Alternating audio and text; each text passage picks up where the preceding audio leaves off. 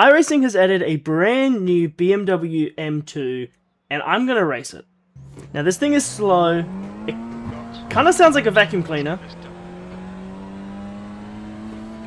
but I've got to set the fastest time that I can. Now I haven't done any practice on this particular track, but I have driven this track many times, you've seen in previous videos. I know that the fastest time in the previous top split race was a 1:43 point something, so it's going to be around that 1:40 something mark. I'll be pretty happy. I have done one lap, but yeah, let's see how we go. I'm going to set my quali time and we'll see. So I got a 1:46.731, which meant that I was starting the race in P2, but I was still 3 seconds off the pace.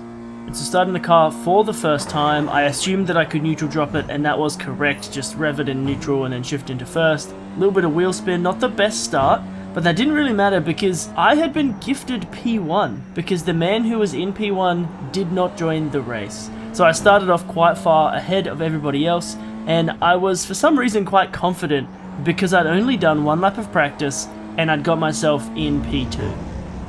But I didn't quite realize that I should have been driving absolutely to my max. You can see here that I am trying to drive pretty hard, but I'm not actually that fast, and I end up taking a bit of a wide exit here, which is not the optimal line. It was quite slow, and you can see Andrew Sanchez behind me starts to get the run, and of course he is gifted by a little bit of draft, which he's not really taking full advantage of. But because I don't really know all the brake lines, I'm trying to be conservative. I just went wide on the last corner, and so I brake super early, which is, I thought, where I should be braking. And Andrew catches all the way up. I try and go defensive, and it kind of helps, pushes him back a little bit.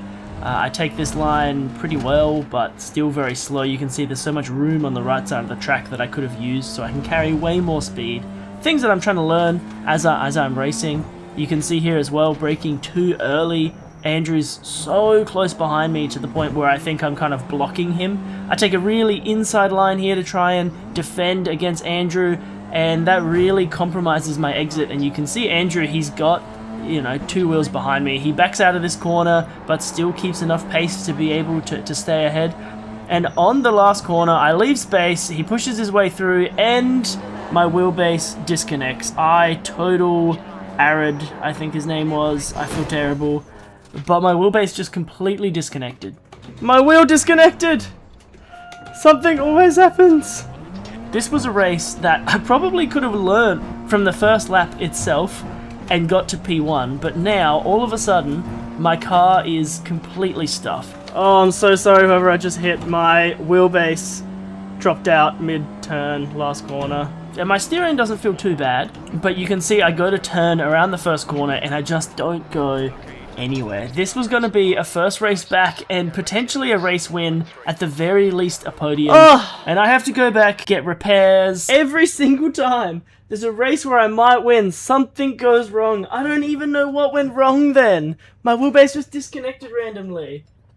And it puts me all the way in P10. Last place, because P11 has disconnected from the race. And so I pretty much just drive the rest of the race. I have about 5-6 minutes left in the race, and it's basically just practice. I'm not able to get any more. You can see here on my final corner with the all-time optimal lap up, I have a second faster on my last lap, which means that I'm still learning how to race, and in fact the time that I put in was a 1:45.3, so I gained a second over my other laps. And you can see as we watch the replay back that I'm out on the inside line, which is kind of stopping the draft a little bit, probably the smart thing to do here, but I don't take it out wide. I brake in the middle. I should have turned back, and I just brake way too early. Andrew gets an insane run, but runs out wide. There's a spin behind, and then I'm able to just keep ahead, still just slower in every single braking zone. And Andrew, he's got so much pace, you can see he quite easily gets ahead here. And then that's where I just total Arid, which was a terrible feeling. But obviously, I lost I rating, 33 I rating, and I lost safety rating, so not quite ideal. And in race number 2, I try and put in the fastest lap I can. So you can see here I'm taking a much narrower line, which puts me a 10th up. I'm also carrying a lot more speed through this first corner and actually making use of as much of the track as I can. I actually scrubbed off a little bit of speed turning too sharp, but that would have been an even faster entry.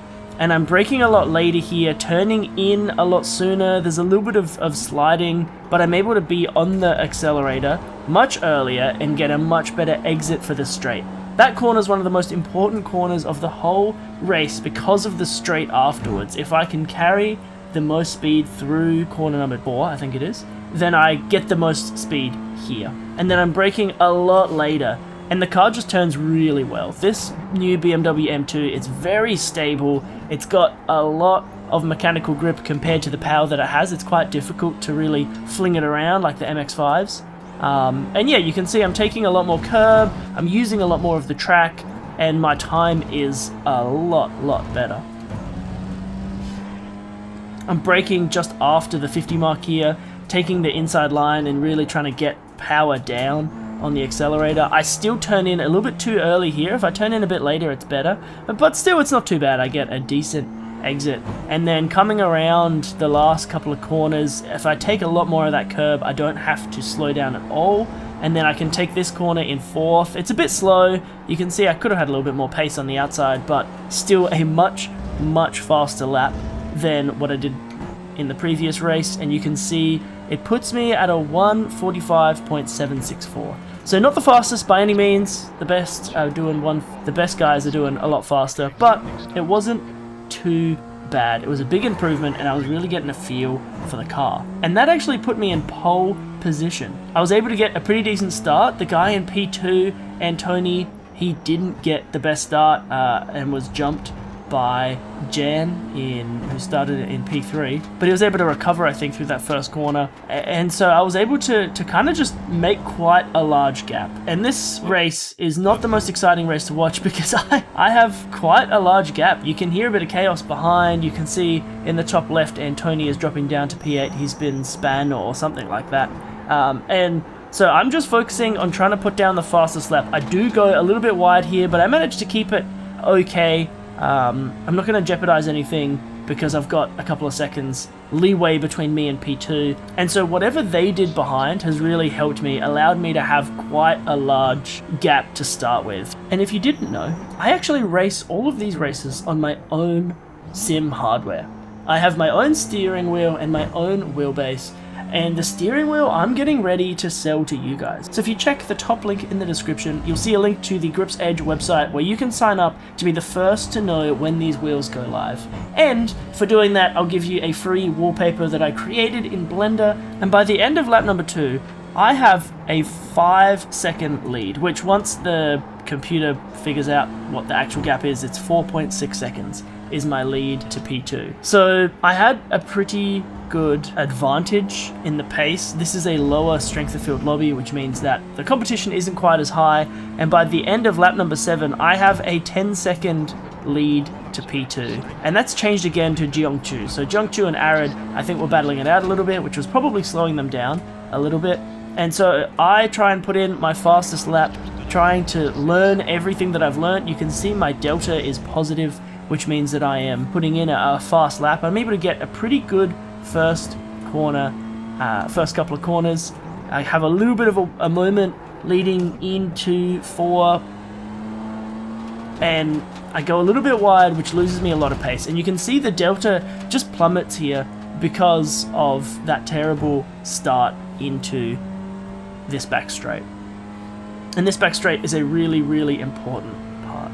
And if you guys want to know what I'm racing on, the gear that I'm using, I'm actually using a completely custom wheelbase that's about 15 Newton meters, and I really only use about 30% power, so it's probably running at about 5 to 6 Newton meters constant. I think that's plenty for long race sessions without your arms getting too tired. And the steering wheel that you can see down in the bottom left is actually completely custom made. Now, I'm not going to sell any wheelbases, but the steering wheels I would absolutely love to sell to be able to share them with others, because I have so much fun racing on them. And so this is part of my prototyping journey, this race.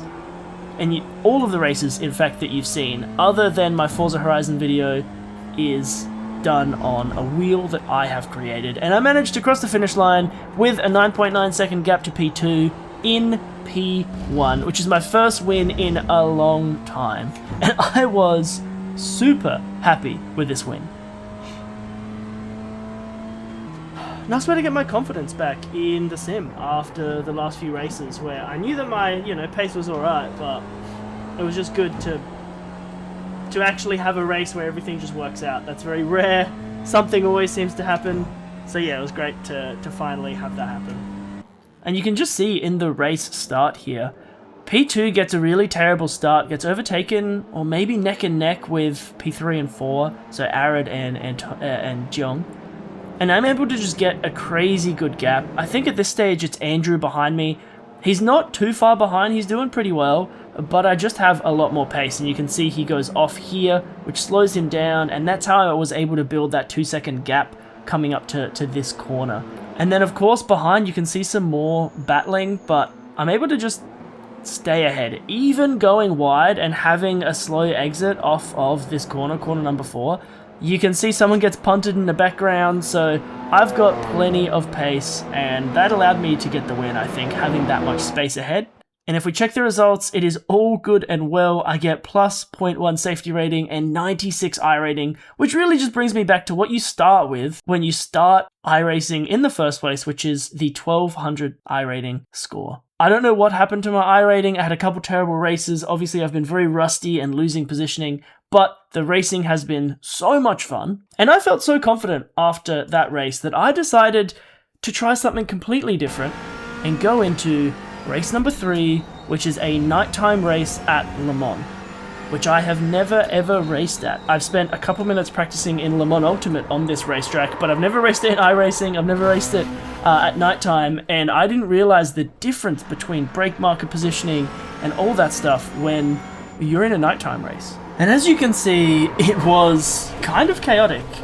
I was already a little bit wary before the race that it was going to be pretty hard, but I really wanted to do a nighttime race. I love the idea, and so I hopped out into practice and immediately spun the car. So I'm starting in P9, green lights go, and I think I don't want to lose too much safety, so I don't want to be too ridiculous, but when there's other cars on the track, it's a lot brighter. I was being held up by the number 30 BMW, and then he just got a way better straight on the run. And if you like what you've been watching so far, please give this video a like. It really helps. I flashed here just to provide a bit of distraction, which seemed to work enough to let me get ahead, but I went way too deep there and absolutely stuffed up that exit. There's a LMP that's already crashed. This is a multi-class race, which means there are other race types. And so I'd already got my way up from P9 to somewhere into P8s, another hypercar crashing, 2 GT3s crash out on the right, and now I'm behind 21 in, it looks like an Alfa Romeo, and he completely drives off into the wall, just loses grip. The GT4s on cold tires are super cold, and so I just thought, you know what, I'm gonna keep my head down, get stuck in, and just do some clean races. And right here, I'm trying to get my session best delta up. But yeah, I just try and race. And as you can see, once the relative sorts out, I'm in P3 with a 1.7 second gap to the guy behind me and a 4.2 second gap to the guy out in front. Now, I know that I am, because Le Mans is about a 4-minute race, I'm braking super early, I'm not going particularly fast, I'm just trying to be consistent. And you can see that when there's no other cars on the track, it's quite hard to see in front of you, but when there are other cars, it's not too bad. And so I have a hypercar behind me, and I have a couple GT3s in front, and so I just want to not crash out. I'm driving right in the middle of the track just because I don't really know what's on the left or what's on the right, if the grass comes in or if it's gravel or where the grip points are. I know there's braking points, I know it's a left here, so I start to brake. There's a little bit of a moment with the braking, and I'm braking really slow. I almost get taken out by the hypercar, but luckily I went a bit wide, and I try and get a decent start, but as you can tell, there's a lot to be learned. I over-broke way too much coming into that corner because I just didn't know where it was, and I was afraid of being rear-ended by the hypercar as well. And so now, my aim, as I'm thinking, is to just make it. I'm in a podium position, but I don't think that that's gonna last. So I see another car comes up on the inside, but that's a GT3. I take it really wide because I'm trying to be safe, and I get a bit of a better exit somehow than the BMW behind me of number 20, I think it is. And there's a lot of long straights in this, which it's good if you're in draft or if you kind of know what you're doing, if you're with other people, but otherwise it can be quite boring. And so here I'm going straight, but I know that I don't have the pace. I don't know where the braking zone is.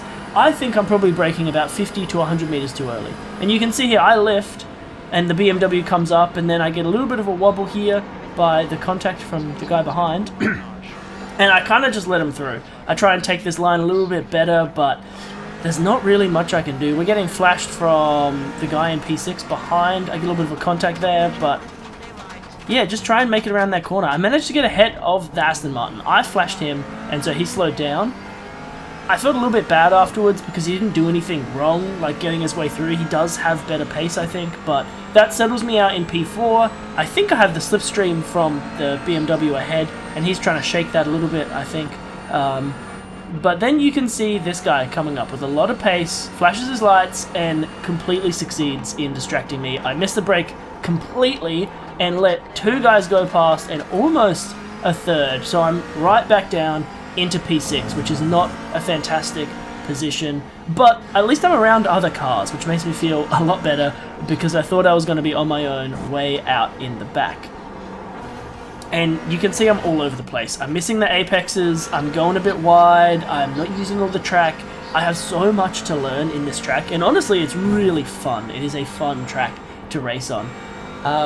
But I'm with other people in the pack, and that makes me feel good. But the Porsche of, I believe, Kylie Bulk goes out behind, or maybe it is Artur Zarapov.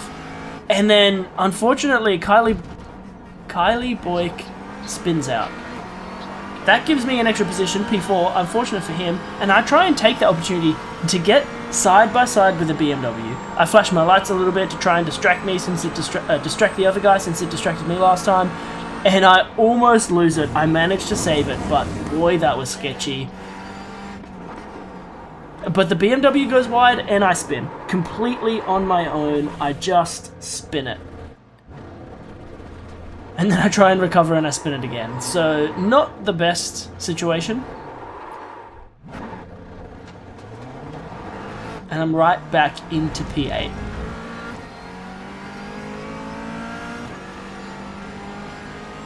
And so I'm in P8 and I think, you know what? My tyres are probably too hot on one side than the other, so I'm going to take it really slow. You can see Kylie is about a second ahead, and he is getting further away here. It doesn't look like it, but he is gaining more pace. At the end of that lap, we see I'm passing the Mustang of Patrick, who obviously had a crash, unfortunately, and that puts me back up into 7th place, which is still better than where I started. And you can see that actually my use of the track, knowing where the curbs are, they're getting a little bit better, but still not 100% ideal. I do manage in those last 4 little corners to pull off a couple tenths out of Kylie. So I have the same pace as him, but then the next clip, we're at the start of lap 4. I actually don't know where Kylie's gone. I think I have gone down the pack a little bit because I'm now in P8 and I could not hold on to Kylie out in front. And in fact, he's in P5, so he's overtaken 2 people.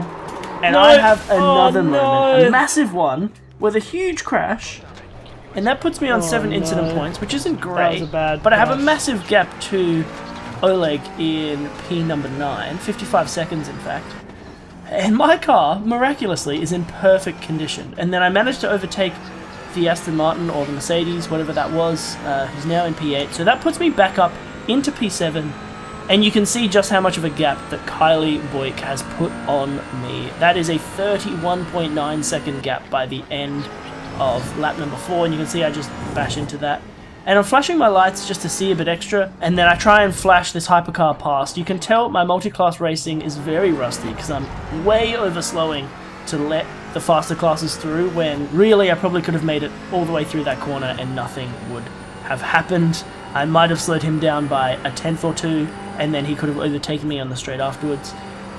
And at about halfway through lap number 6, I do the exact same thing. I way over slow on the hypercars, but to be honest, it doesn't seem like they are the most experienced hypercars, but I am not the most experienced GT3, almost taking out another hypercar and completely spinning out yet again. That puts me on 9 incident points, and as much as I am in P6, so I've managed to overtake Oleg. I think he had a little bit of a crash or a disconnect, but I'm still just very rusty.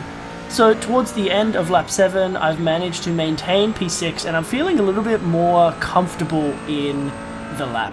I'm more comfortable in my positioning, and I have a 20-second gap from the guy behind me, and a 50-second gap to the guy out in front. But this is now the final lap. And as much as I'm feeling more comfortable in my race, you can see that if you look at the top left, my fastest time is a 4:36.3, and the fastest time of Oleg is a 4:22.9. That is a 14-second gap, and we have 20 seconds between us. So I'm getting a bit worried here. Is Oleg going to be able to catch me on the last lap? If I have a spin and he has a clean lap, even if I don't have a spin, he might actually have the pace to overtake me, just the raw pace. So I need to make sure that I am clinical, not making any mistakes, and so I'm trying to take the actual optimal lines here. So you can see I'm sticking to the left side of the track. I'm braking a lot later than I was previously, even still a bit of an overbrake, but still later. I'm getting in the right gears, I'm trying to hit all the curbs, I'm actually taking a much faster exit. And here, all I'm thinking is, what is that gap doing to P number 7? What is that gap doing to P7? And at the end of that straight, I just cut through that straight because it's a very long straight. You can see I'm 2 seconds ahead on my session best time, and I am putting a better lap in, and you can actually see how much better I've gotten throughout the lap, how much the rust has come off. I managed to just take that corner normally and let the hypercar overtake after I finished the race, which doesn't lose me any time. And I think Oleg is having a little bit of traffic, because even after about 20 seconds of racing, he's still 19 seconds behind. And of course, I am 3 seconds up, almost 2.8 seconds up on my session best lap, so I'm racing a little bit better. Throughout most of this, I was braking way too early for this corner, but I managed to get the apex. You can see I could have taken more speed on the left still, more speed through that corner because there was space on the left, but I did have a much better entry and exit out of these corners, and I was having a much safer time letting the hypercars overtake. Right now, you can see me looking in my rearview mirror. There's a hypercar behind me, and on the straights, they are much faster. But he's just not gaining. He's 2 seconds behind. I left the corner 1 second behind, so I'm very confused. I do go a bit wide, and he sends it through, and then for some reason, he's got his pace back. I don't know what happened, but you can see it kind of puts me off a little bit, and I go a little bit wide. As I come out of this messy corner, you can see that I actually have a much better time here. I gain, I think it's about 6 or 7 tenths through that single corner just by braking more, and I am still gaining. I still get a better exit, even though I've broke later and harder. So I've got a lot still to learn on this track, and on the final lap, I'm just being exactly what I wanted to be. I'm being clinical, I am making the right decisions, I'm taking a little bit too much of that inside there, and I can't see the track. So you can see I'm flashing my lights because I'm trying to see where the corner is. I actually lost a bit of time, but you can see here, I've been going really slow through that corner. I just gained a whole second on my session best lap. So there is a lot to learn for me, but I had progressed massively. I'm actually hitting the apexes of the corners. I'm getting into much better track position. I have a bit of a moment here which slows me down quite a bit, but I don't get an off track, and you can still see the positioning to Oleg behind. He has gained 4 seconds or 3.5 seconds. He's at 16.5 seconds gap, but I'm right at the end of the lap. So I overslow a little bit here, but you can see I'm getting a little bit more comfortable cutting those corners, and I brake way too late here, but I still managed to be able to make it through in P6, which was a massive improvement over what I thought I was going to finish. And if you didn't know, I actually race all of these races on my own sim hardware. And if you guys want to know exactly what wheel I'm using, I'm using my own custom-made sim racing wheel. It has magnetic paddle shifters.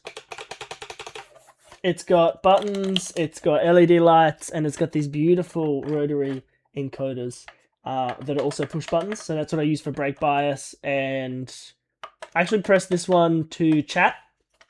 And then I think this one should be a volume, honestly. But yeah, this is it. You can attach any quick release to the back. It's a really, really solid wheel.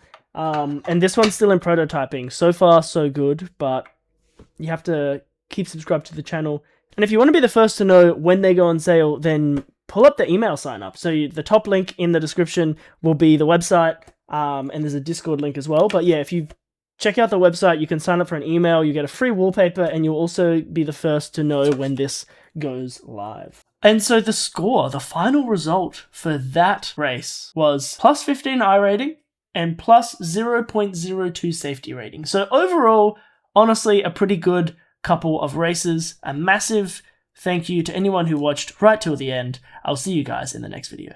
Join the Discord in the link below. There I post updates on the progress of the wheel, and I'll also shout out when the wheel goes for sale. So if you want to know when the wheel goes live, that is going to be the most reliable way to do it, because that is where I will be announcing everything and any news that's going on, new uploads, anything like that, all in the Discord. This is the second time I've ever shouted out the Discord or the website, so if it's a bit empty in there, then that's why. It's because I don't have heaps of people in there, so I would love for you to join and make it a fun community. So thank you guys so much for watching. Please don't forget to like, comment, and subscribe to the channel.